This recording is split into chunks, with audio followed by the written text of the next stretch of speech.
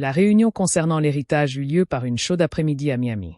L'atmosphère était plus pesante que la tension accumulée dans ma famille depuis des années, et je suis entré en sachant que quelque chose allait éclater. Je m'appelle Elena, et j'étais de retour dans cette maison où l'on attendait toujours la même chose de tout le monde, sauf de moi. Ma sœur se leva de sa chaise avec une assurance qui attira tous les regards, comme si l'assemblée savait déjà ce qu'elle allait dire. Elle tapota son verre pour attirer l'attention et parla comme si la décision était déjà prise. Les 5 immeubles de Miami sont à moi. Elena aussi. Dommage que tu n'aies rien. Certains membres de la famille applaudirent machinalement.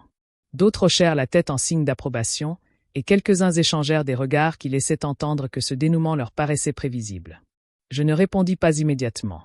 Je l'observai attentivement, attendant que le silence retombe suffisamment pour qu'elle remarque mon regard. Je souris et dis « Ne crie pas victoire trop vite ». Le visage de ma mère se transforma instantanément, de cette façon soudaine qui survient lorsqu'on réalise qu'on a peut-être tout mal interprété. Ma sœur aînée lui lança un regard noir et cria « Maman, quoi? Qu'est-ce qui se passe ?» Je restai assise, calme d'une manière qui me surprit moi-même, car je savais déjà que le moment qu'elle croyait si précieux allait s'effondrer sous les yeux de tous. Avant de vous raconter ce qui se passa après le silence qui s'installa dans la pièce, dites-moi d'où vous m'écoutez aujourd'hui. Je me demande toujours si d'autres ont déjà vécu un moment où l'on célèbre bien trop vite. Dès mon plus jeune âge, je connaissais cette douleur sourde qui naît du sentiment d'être une étrangère chez moi. La maison paraissait chaleureuse de l'extérieur. Pourtant, chaque fois que je franchissais le seuil, j'avais l'impression d'entrer dans un lieu où ma présence importait moins qu'on ne le pensait. J'ai appris à me déplacer avec précaution dans les couloirs, consciente qu'une simple erreur pouvait facilement changer l'atmosphère à table ou le ton d'une conversation qui, de toute façon, ne me concernait pas. Ma mère, Hélène, traitait ma sœur aînée, Sabrina, comme si l'avenir de toute la famille reposait sur ses épaules. Je me souviens encore de la douceur de sa voix quand Sabrina entrait dans une pièce. Ses questions tournaient toujours autour des projets de Sabrina, de ses réussites, de ses projets d'avenir. J'étais là, moi aussi, essayant de faire partie de ce monde. Mais la distance créée par ces attentes tacites a fini par rythmer mon enfance. Impossible de ne pas remarquer le contraste, surtout les jours où Sabrina agissait comme si ses opinions dictaient les règles de la maison. Je ne lui ai jamais reproché d'avoir embrassé sitôt le rôle que ma mère lui avait confié. Elle portait cette assurance naturellement, comme si elle s'y était préparée toute sa vie. Je l'ai vue prendre des décisions pour la maison bien avant que quiconque ne lui en confère officiellement l'autorité. Et j'ai vu maman approuver d'un signe de tête des choix qui ne la concernaient pas toujours. L'autorité de Sabrina a grandi discrètement mais sûrement, jusqu'à ce qu'elle devienne une personne qui considère le leadership comme un droit inné plutôt que comme une compétence acquise. Parallèlement, mes propres intérêts évoluaient dans une direction qu'ils ne comprenaient pas. Je voulais explorer le travail de terrain en conservation marine, une voie guidée par la curiosité plutôt que par le prestige. Lorsque je leur ai fait part de mes projets, maman a mis en doute mon côté pratique, et Sabrina a levé les yeux au ciel comme si j'avais choisi un chemin voué à contrarier tout le monde. Leur jugement était formulé avec douceur, d'abord enrobé de remarques sur la responsabilité et une meilleure gestion des priorités, mais je ressentais le poids de leur désapprobation chaque fois que je préparais mon sac pour des missions de bénévolat sur la côte. Mon père, qui élevait rarement la voix, comprenait ma passion d'une manière qui se passait d'explication. Il écoutait sans interrompre, laissant la conversation suivre son cours, et ne m'a jamais donné l'impression que mes rêves étaient quelque chose à défendre. Pourtant, il pensait aussi que la paix familiale primait sur le fait d'avoir raison. Alors, il a nuancé son soutien à maman et Sabrina, les laissant s'en tenir à leur version des faits. J'appréciais sa loyauté discrète, même lorsqu'elle s'accompagnait de limites. En grandissant, il est devenu évident que rester à la maison finirait par faire de moi quelqu'un que je ne voulais pas être. La tension palpable lors des réunions de famille, les petites comparaisons à table et les attentes placées sur Sabrina mais jamais sur moi, ont contribué à me faire comprendre que ma vie avait besoin de prendre son propre chemin. J'ai décidé de partir sans protester, sans discussion dramatique ni accusation. Je suis simplement entré dans un petit appartement près de la baie et j'ai laissé le silence s'installer autour de moi, une sensation étrangement apaisante. Avec le temps, la distance entre nous est devenue une chose que nous acceptions tous sans discussion. Maman continuait de guider Sabrina comme si le monde tournait autour de ses responsabilités, et Sabrina continuait d'agir comme si elle avait été désignée gardienne de l'avenir de la famille. Je venais la voir quand c'était nécessaire, mais le lien s'est affaibli au fil des saisons, remplacé par une distance polie, plus supportable que la proximité que nous avions forcée pendant tant d'années. Une fois ma vie construite, la dynamique familiale s'est stabilisée dans une séparation paisible. Pas de dispute, pas de rupture dramatique, juste une lente dérive qui semblait inévitable. Pourtant, sous cette quiétude se cachait quelque chose que ni l'une ni l'autre ne reconnaissait pleinement. Une tension qui finirait par ressurgir d'une manière totalement imprévisible. 1 an avant cette rencontre, j'ai reçu un appel de papa. Son ton était différent de nos conversations habituelles. Il était grave, en décalage avec le calme qu'il affichait même dans les moments difficiles. Je me souviens avoir fixé mon téléphone quelques secondes après avoir raccroché, avec le sentiment que ce dont il voulait parler serait quelque chose que ni l'un ni l'autre ne pourrions ignorer. Je suis rentré à la maison avec une appréhension sourde, sans savoir ce qui m'attendait. Papa m'attendait au salon, et son expression trahissait qu'il avait préparé la conversation bien avant mon arrivée. Il se tenait près d'une pile de classeurs épais que je ne reconnaissais pas, remplis de documents relatifs aux 5 immeubles d'appartements de Miami qui faisaient partie des investissements de notre famille depuis des années. Lorsqu'il a ouvert le premier classeur, j'ai vu des pages annotées et plusieurs transactions signalées qui ne correspondaient à aucune logique connue. Papa a désigné quelques passages sans rien dire, comme si le fait de me laisser lire ces notes atténuerait l'impact de ce qu'il voulait me faire comprendre. En parcourant les documents, je me suis rendu compte que quelqu'un avait retiré des sommes importantes des comptes de pension alimentaire pendant plusieurs mois. Les retraits étaient suffisamment espacés pour paraître routiniers, mais suffisamment élevés pour éveiller les soupçons. Avant même que je puisse demander qui avait approuvé ces dépenses, papa m'a dit d'une voix calme qu'il avait déjà vérifié et confirmé qu'il ne s'agissait pas d'une erreur. Sa voix restait posée, mais l'effort qu'il y mettait me serrait l'estomac. Je sentais que sa déception ne me concernait pas, mais plutôt la possibilité que quelqu'un de la famille ait abusé de sa confiance. Pendant que nous examinions les papiers, Sabrina est passée en trompe devant la porte, vêtue d'une tenue qui semblait plutôt faite pour une soirée que pour un après-midi tranquille à la maison. Elle a salué papa d'un sourire rapide, puis a mentionné une fête sur la plage qu'elle organisait avec des amis. J'ai remarqué ses accessoires de marque et la pile de sacs de course dans le couloir, signe d'achat dont elle parlait rarement. Elle avait toujours vécu au-dessus de ses moyens, mais voir les chiffres dans les classeurs rendait son insouciance plus pesante que d'habitude. Après le départ de Sabrina, papa s'assit et se frotta le front, l'air plus vieux que dans mes souvenirs. Il dit qu'il devait parler à quelqu'un qui comprenait les implications juridiques de sa découverte. C'était la première fois qu'il mentionnait l'avocat de mon père, Maître Collins, un homme que je n'avais jamais rencontré mais dont j'avais entendu parler de temps à autre. Papa dit qu'il avait pris rendez-vous avec lui la semaine suivante et qu'il voulait s'assurer que tous les documents étaient prêts avant leur rencontre. Il n'expliqua pas ce qu'il espérait obtenir. Pourtant, la façon dont il rangeait les classeurs laissait présager une conversation difficile. Le jour du rendez-vous, papa me demanda de l'accompagner, mais attendit d'être au cabinet pour m'annoncer qu'il comptait parler à Maître Collins en privé. J'assistais à leur entretien à huis clos, n'entendant que le murmure de leur voix à travers le mur. La réunion dura plus longtemps que prévu, et quand papa sortit enfin, il paraissait calme, mais visiblement épuisé. Il n'a pas partagé les détails de leur discussion, se contentant de dire qu'il avait besoin de temps pour réfléchir. J'aurais voulu en savoir plus. Quelque chose dans son expression m'a fait hésiter. Une vérité sous-jacente à ses paroles planait. Une vérité qu'il n'avait pas encore nommée. Ce jour-là, j'ai quitté le bureau avec la certitude que quelque chose avait changé dans notre famille, même si les mots n'avaient pas encore été prononcés. 6 mois après cet appel à l'aube, tout ce que je croyais savoir de ma famille s'est effondré. Le son de mon téléphone vibrant sur ma table de chevet me pesait étrangement, comme si le monde hésitait avant de me laisser répondre. Quand j'ai décroché, la voix tremblante à l'autre bout du fil m'a annoncé que papa avait eu un accident de voiture en allant au travail. Les détails se sont estompés, submergés par le chagrin, et j'avais du mal à comprendre comment un homme qui avait toujours avancé dans la vie d'un pas assuré avait pu disparaître si brutalement. Les jours suivants se sont écoulés comme dans un brouillard, mais un moment est revenu à ma mémoire, juste après les funérailles, lorsque les derniers invités avaient quitté la maison. Le silence qui régnait dans le salon semblait forcé, en partie parce que maman et Sabrina l'avaient rompu bien trop vite. Elles se tenaient côte à côte près de la table à manger, parlant à voix basse, un ton plus calculateur que triste. Sabrina, le menton haut, tapotait son téléphone d'un geste long et délibéré, comme si elle avait déjà commencé à élaborer des plans sans moi. Chaque changement de posture trahissait une forme de triomphe qui n'était pas celle d'une fille en deuil. Maman écoutait d'un air absent, plus stratégique que triste. Je la regardais dessiner des cercles sur sa tasse de café en faisant un signe de tête à Sabrina, et je comprenais que leur conversation portait moins sur les souvenirs de papa que sur les possibilités offertes par son absence. Elles ne disaient rien ouvertement, mais l'intention derrière leurs regards échangés était éloquente. C'était comme si elles avaient déjà repensé la structure de notre famille avant même que ses cendres ne se soient dispersées. Je restais assise sur le canapé en face d'elles, hésitant entre les interrompre et continuer à les observer. L'atmosphère était lourde de sous-entendus, et j'avais l'impression qu'ils avaient décidé de ma place sans même me consulter. Leur voix baissait à chaque fois que je bougeais sur ma chaise, confirmant que j'étais devenue un témoin indésirable plutôt qu'une participante.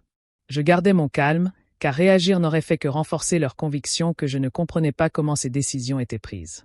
L'atmosphère changea de nouveau lorsque la sonnette retentit.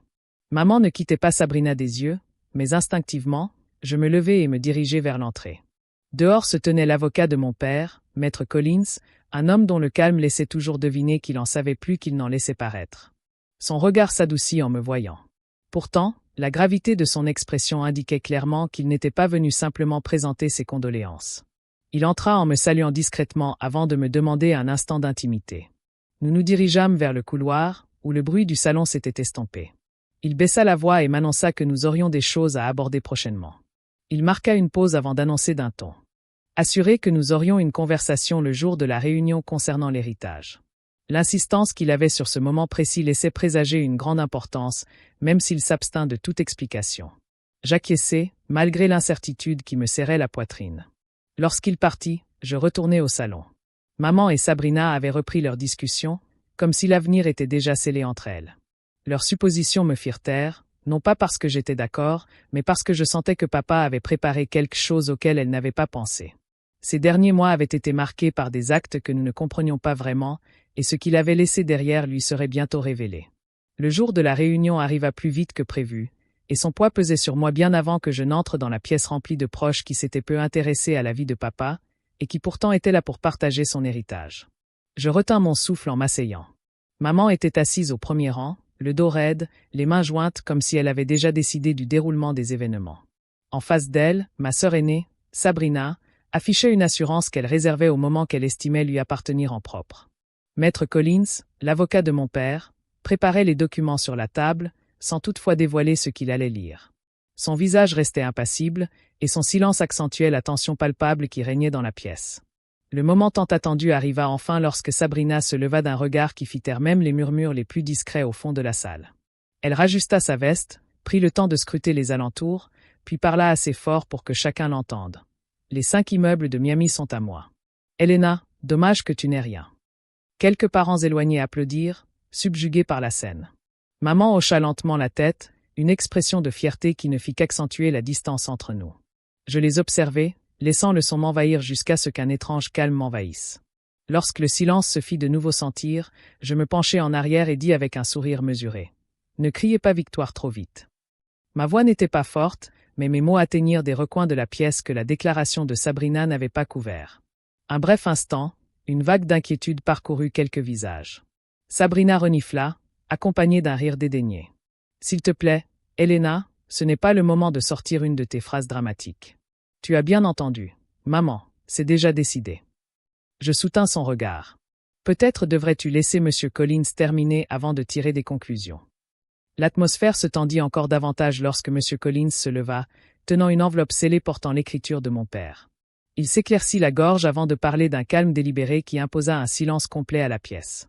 Il expliqua que papa avait mis à jour son testament avant son décès et que ce document constituait sa décision finale et juridiquement contraignante. Ces mots inquiétèrent plusieurs proches qui, quelques instants auparavant, avaient fait confiance à Sabrina sans réserve. M. Collins déplia les papiers et lut chaque clause distinctement, à la vue de tous. Selon le testament de papa, les 5 immeubles de Miami me revenaient en totalité. Le texte de loi était précis et ne laissait aucune place à l'interprétation. Sabrina héritait d'une vieille propriété nécessitant d'importantes réparations, et maman recevait une part de l'héritage. La salle fut saisie d'une stupeur incrédule qui déferla comme une vague. Maman fut la première à se figer. Son visage se transforma si soudainement que plusieurs personnes se tournèrent vers elle. Son expression passa de la confiance à une prise de conscience brutale et bouleversante. Quelque chose qu'elle croyait indubitable venait de s'effondrer sous ses yeux. Elle fixait les papiers dans la main de M. Collins avec une rigidité qui la faisait paraître plus petite que jamais. Sabrina se tourna brusquement vers elle. L'éclat triomphant qu'elle arborait auparavant s'évanouit trop vite, et son effondrement fut presque audible.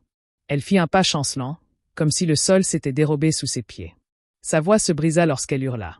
Les mots mêmes qu'elle avait jadis utilisés pour me narguer, désormais emplis de panique au lieu de victoire. « Maman, quoi? Que s'est-il passé ?» Maman ne répondit pas. Elle se contenta de fixer le vide, comme si la vérité du testament l'avait frappée plus fort qu'elle ne pouvait l'admettre. La pièce devint tendue, tremblante d'un mélange de choc, d'incrédulité et de la prise de conscience naissante que papa en savait bien plus que quiconque ne le soupçonnait. Tandis que les proches chuchotaient, Sabrina se retourna vers moi, la colère transparaissant dans sa voix. « Tu savais quelque chose, n'est-ce pas? Tu l'as forcément poussé à bout. » Je gardai un ton neutre. « Non. Papa faisait ses propres choix, même quand aucun de vous ne se donnait la peine de voir au-delà de ce que vous vouliez de lui. » Sa bouche tremblait, mais aucune dispute ne suivit. Le fondement de sa sécurité venait de s'effondrer, et toute la pièce le constatait clairement. Le lendemain matin de la réunion sur l'héritage, dans un silence de plomb, comme après une tempête inexplicable, je me réveillai avec une étrange lucidité qui stabilisait chacune de mes pensées, me préparant à ce qui allait suivre. Mon téléphone s'illumina à plusieurs reprises avant même que j'atteigne la cuisine, et les notifications m'indiquèrent précisément où le chaos avait commencé à se propager. Sabrina avait publié un long message sur ses réseaux sociaux, et son ton révélait la rapidité avec laquelle elle était passée du choc à la vengeance. Elle écrivait que j'avais manipulé papa durant ces derniers mois et insistait sur le fait qu'il n'avait jamais eu l'intention de me léguer son héritage. Elle me décrivait comme une opportuniste ayant profité du deuil de sa famille, et ses abonnés amplifiaient chaque accusation par des commentaires de plus en plus virulents au fil de la matinée.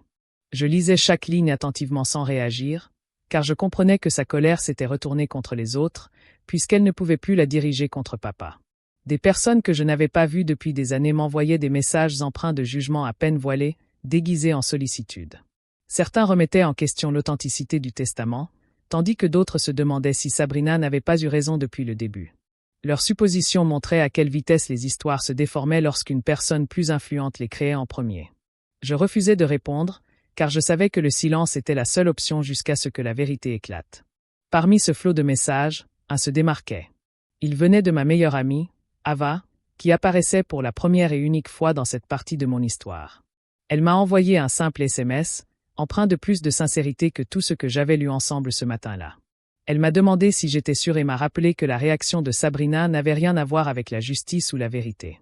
La chaleur de ces mots a apaisé ma respiration et j'ai réalisé combien il était rare de se sentir comprise sans avoir à me justifier. J'ai écrit une courte réponse pour la remercier de m'avoir contactée, puis j'ai posé mon téléphone pour tenter d'assimiler le poids de cette journée. Maman gardait un silence qui semblait délibéré. Elle n'a ni appelé ni envoyé de SMS. J'ai vu son activité en ligne car elle avait répondu positivement à la publication de Sabrina, et ce choix en disait plus long que n'importe quelle conversation entre nous. Son adaptation silencieuse à la version des faits de Sabrina a confirmé ce que je savais depuis des années, même si elle ne l'avait jamais exprimé ouvertement. Chacun de ses gestes révélait où se situaient ses loyautés lorsqu'elle se sentait obligée de choisir entre nous. 2 semaines plus tard, un autre événement a eu lieu. J'ai reçu une lettre du tribunal m'informant que Sabrina avait intenté un procès pour demander un nouveau procès concernant l'héritage. Elle prétendait avoir exploité la détresse émotionnelle et exercé une influence indue, malgré l'absence de preuves crédibles. Le libellé de sa plainte révélait sa détermination à récupérer ce qu'elle estimait lui appartenir exclusivement. La lettre ne me surprenait pas encore. Le moment choisi rendait la tension d'autant plus vive. Je suis restée assise avec l'enveloppe pendant plusieurs minutes avant de prendre mon téléphone. J'ai appelé M. Collins, sachant que cette étape exigerait plus que de la patience. Lorsqu'il a répondu d'une voix posée, je lui ai expliqué la situation en gardant mon calme et mes émotions. Il m'a écouté attentivement avant de m'assurer qu'il avait envisagé cette possibilité. Il a dit qu'il préparerait les documents nécessaires et rassemblerait les preuves pour défendre la validité du testament de mon père. Ces paroles rassurantes m'ont apaisé, car il comprenait la profondeur de la détermination de Sabrina sans pour autant dramatiser ses actions. Il m'a proposé de me rencontrer à son bureau la semaine suivante pour examiner les documents et définir notre stratégie. J'ai accepté sans hésiter, consciente de l'importance de ses conseils pour les mois à venir. En raccrochant, j'ai ressenti une détermination qui contrastait avec l'anxiété qui régnait en ligne. La tempête déclenchée par Sabrina prenait de l'ampleur. Pourtant, je savais que la vérité demeurait intacte malgré toutes les accusations. Je me préparais au combat qu'elle avait mené, car je comprenais quelque chose qu'elle n'avait jamais imaginé. La force qui me permit de traverser cette épreuve de succession ne venait pas des biens laissés par papa. Elle venait de la certitude que je ne craignais plus l'image que Sabrina tentait de projeter de moi. Une semaine de calme s'écoula avant le prochain tournant, et ce changement fut si grave que je pris conscience de tout ce qui restait en suspens malgré le chaos de l'audience. En entrant dans la petite salle d'audience de Miami, l'atmosphère était bien différente de celle du salon exigu où Sabrina avait plaidé sa cause. La solennité de la pièce imposait une gravité qui gagnait même ceux qui l'avaient autrefois soutenue, et je m'assis avec une sérénité qui me surprit. Le juge examina les documents du dossier lorsque ma sœur Sabrina entra, le visage déterminé, tentant de dissimuler la tension qui se lisait sur son visage. Ma mère, Hélène, la suivit de près, et la tension entre elles laissait deviner que leur unité avait été ébranlée par les révélations du testament. Elles évitaient de me regarder, et leur assurance semblait s'effriter à chaque changement de posture, à chaque chuchotement. Leur avocat déposa une liasse de documents sur la table, insistant sur leur droit de récupérer les 5 maisons que papa m'avait légalement léguées. Le juge leur demanda de présenter leurs arguments, et leur avocat commença par un discours axé sur les droits et les attentes familiales plutôt que sur le cadre légal.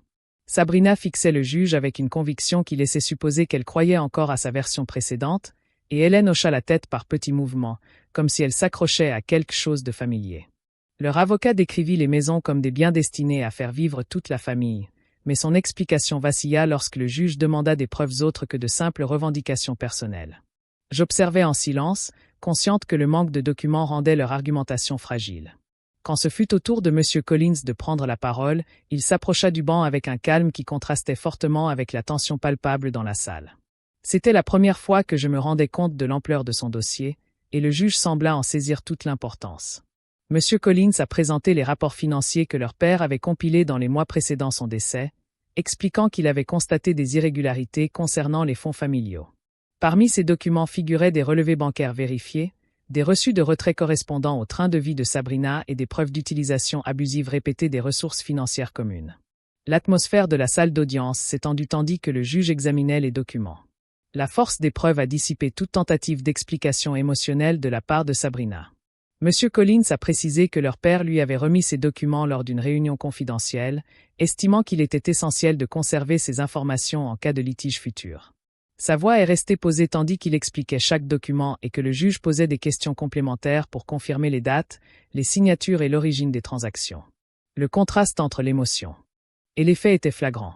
Sabrina a tenté d'intervenir avec une explication hésitante, invoquant un malentendu, mais le juge a levé la main pour demander le silence. Hélène a essayé d'apporter des éclaircissements, mais ses propos manquaient de contexte et l'hésitation dans sa voix a encore affaibli leur défense. Le juge s'est adressé directement à elle, d'un ton qui a marqué un tournant dans la procédure.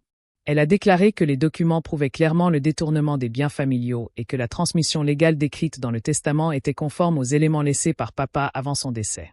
Lorsque le verdict est tombé, la réalité a frappé de plein fouet, avec un impact auquel ni Sabrina ni Hélène n'étaient préparées. La juge a statué sans équivoque en ma faveur, validant le testament et statuant que les 5 maisons restaient ma propriété légale et exclusive. Elle a également conclu que Sabrina avait effectivement détourné les fonds familiaux et que ses agissements avaient contribué au déséquilibre financier que papa avait tenté de corriger. En conséquence, Sabrina a dû payer ses propres frais de justice, et le poids de cette obligation pesait lourdement sur son visage. Sabrina expirait difficilement, comme pour se ressaisir. Hélène baissait la tête, adoptant une posture vaincue qui ne laissait plus rien transparaître de l'assurance qu'elle affichait auparavant. Je gardais les mains posées sur mes genoux, choisissant de ne pas réagir, et laissais la salle absorber le verdict. La salle d'audience s'est lentement vidée après le verdict, mais les implications restaient palpables, avec une clarté qui se passait de tout commentaire. 3 mois plus tard, tout s'était stabilisé dans un calme qui, au début, me parut étrange, mais qui révéla peu à peu une stabilité que je n'avais jamais connue. Les turbulences qui avaient jadis agité ma vie ne m'atteignaient plus, et je découvris un calme porteur d'une force particulière. J'appris à respirer sans cette appréhension constante du conflit qui rendait chaque petite décision plus facile à prendre. Le verdict du tribunal étant définitif, je devins directrice juridique des 5 immeubles. Je passai plusieurs semaines à étudier la situation de chaque propriété avant d'élaborer un plan précis pour stabiliser les finances qui inquiétaient tant mon père. Cette responsabilité exigeait un jugement sûr, mais ce travail me donnait un but concret et tangible. J'embauchai une petite équipe pour m'aider à réorganiser le planning d'entretien et à mettre à jour chaque contrat, dans le respect que mon père avait toujours souhaité pour ses locataires. À mesure que les revenus augmentaient, je consacrai une part importante des bénéfices à un fonds communautaire à Miami. L'idée m'est venue lors d'une réunion avec le gestionnaire immobilier, lorsqu'il évoqua une famille qui avait récemment traversé une période difficile. Je compris alors que je ne voulais pas que ces maisons soient de simples investissements. Cela pourrait aussi être une façon d'honorer l'habitude qu'avait mon père d'aider discrètement ceux qui en avaient besoin. Cette décision me semblait juste, et je ne l'ai jamais remise en question. Le reste de ma vie a suivi son propre chemin lorsque j'ai commencé à bâtir ma propre carrière. J'ai développé un service de conseil spécialisé dans la gestion locative pour les petits propriétaires qui se sentaient dépassés par la complexité du cadre réglementaire. Ce travail m'a permis de m'épanouir sans dépendre de personne de mon passé, et j'ai savouré la clarté qui accompagnait chaque nouvelle étape. Sabrina, quant à elle, a connu un destin différent. Ses dettes n'ont cessé de s'accumuler après sa défaite au procès. Les frais juridiques à eux seuls l'ont plongée dans une situation financière encore plus difficile, et sa réputation a souffert lorsque l'on a appris comment elle avait géré le patrimoine familial. J'ai eu vent des nouvelles par de vagues connaissances, mais je n'ai pas cherché à en savoir plus. Elle n'occupait plus une place dans mes pensées quotidiennes, et cela me convenait. Ma mère est venue me voir une fois, se tenant à ma porte avec une expression fragile qui trahissait un regret plus profond que je ne l'aurais cru. Elle s'est excusée de ne pas avoir vu l'évidence pendant toutes ces années. Pourtant, la distance qui nous séparait restait trop grande pour être comblée.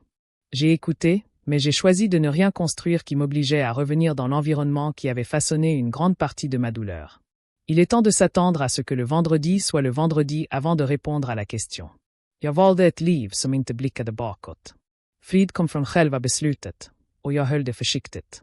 Rättvisa tar tid, men den kommer med eklar som inte kan förnekas när sanningen får tala för sig själv. Min beslut återspeglade intist visdom som skyddade mig när jag inte kunde skydda mig själv. Hans insikt avslöjade konsekvenserna av okontrollerad rättighet plus efficace i någon affrontement. J'ai commencé à m'attendre à ce que le vendredi s'approche de l'arrivée d'un cycliste en piste et à la recherche d'une réparation pour certains d'entre eux en respectant le respect.